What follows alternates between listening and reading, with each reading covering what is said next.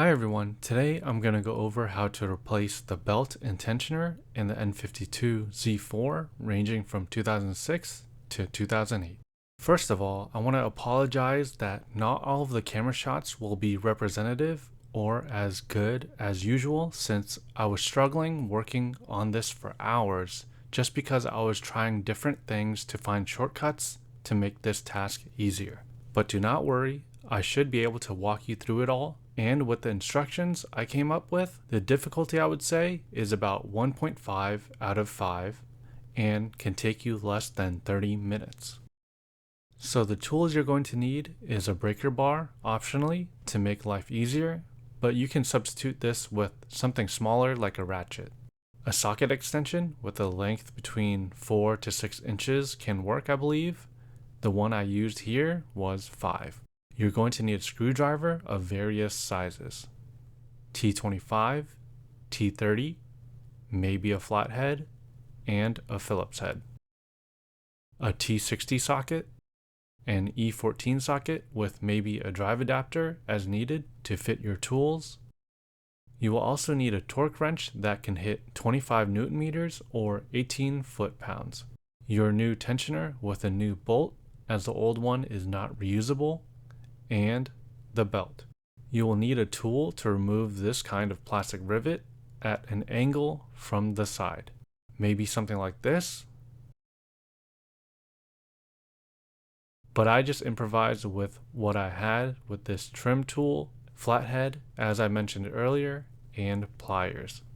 And I found a right angle screwdriver to be very useful.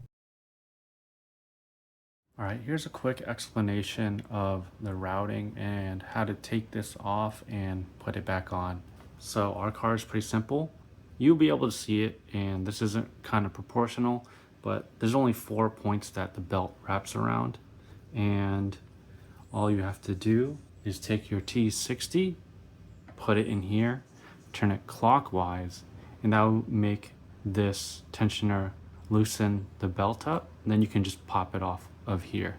And then when you want to take it off, you will use your E16 to unscrew that. Then when putting it back on, just remember this orientation. The screw will be up top, the wheel will be down here, or pulley, and then it will only fit in one way. So just give it a quick jiggle just to make sure it's secure in there. Then start hand tightening that down all the way. And then once that is in there, get your torque wrench and then tighten that down to 25 Newton meters or 18 foot-pounds. And then after it is at that torque, you want to turn it again to just 90 degrees. Using a ratchet or whatever, I did about 45 degrees and another 45 to equal 90. And once that is secure, go ahead and route your belt. And as you notice on the inside, it is ribbed, so it will just slot into place, and just make sure it's slotted correctly.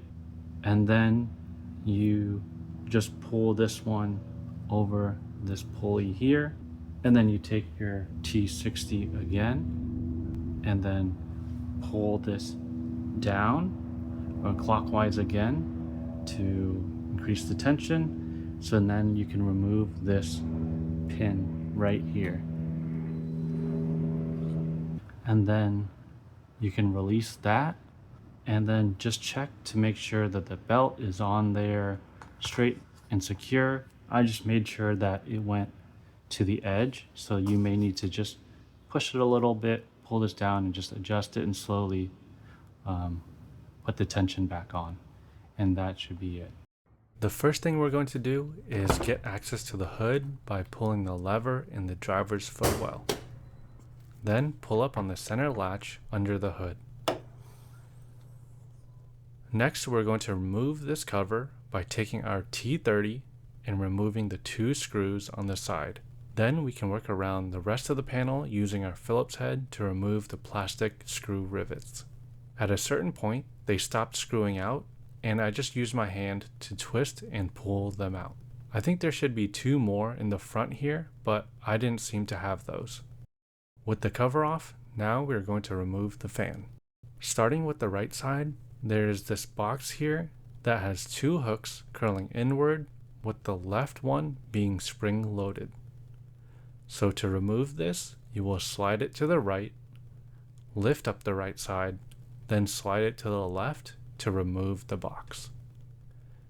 You can just put this to the side.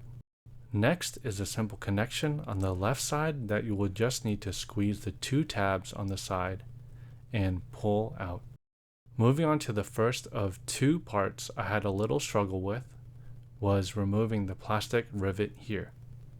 I used a combination of a flathead, trim tool, and pliers to get this out.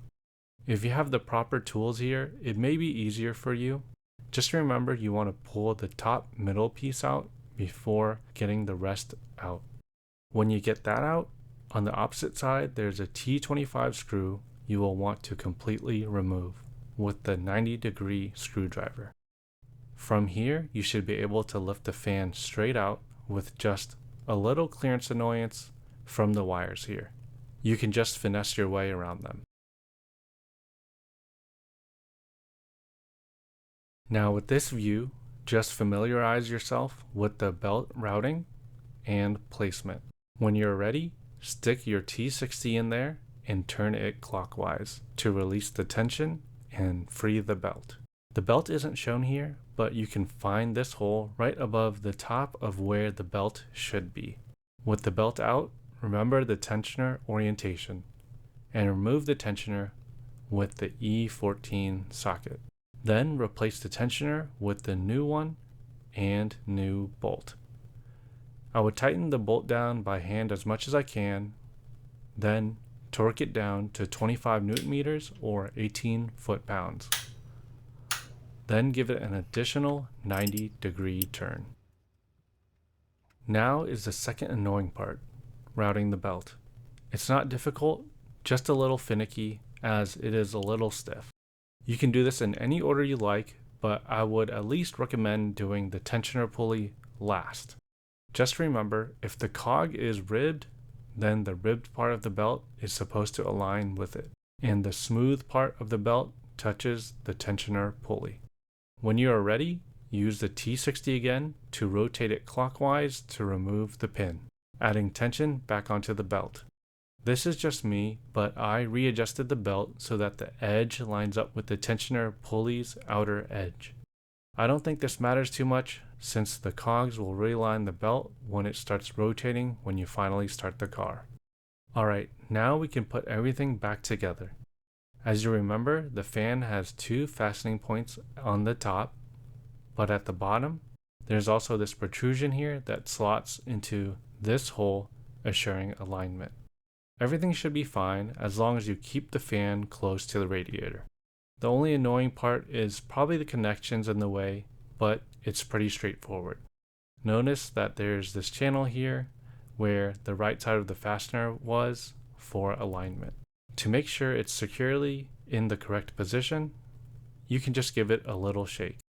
To reinsert this box, place the left spring-loaded hooks into the hole, then slide it right so the right hooks can fall into its hole. Plug and click the left side connection in. Push the rivet back into the hole, bigger outer side first, then the middle. T25, push the rivets back in, T30, and screw the rivets back down. That's all there is to it. I hope that this video helped you. Here's some evidence of my car not blowing up, and see you next time.